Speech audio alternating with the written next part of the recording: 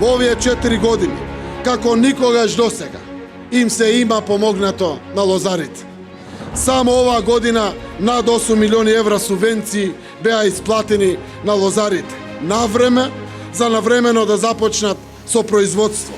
Покрај редовните субвенции, издвоивме и дополнителни вкупно 12 милиони евра за санирање на штетите и последиците од ковид пандемијата, за производство, откуп на грозје и винска индустрија.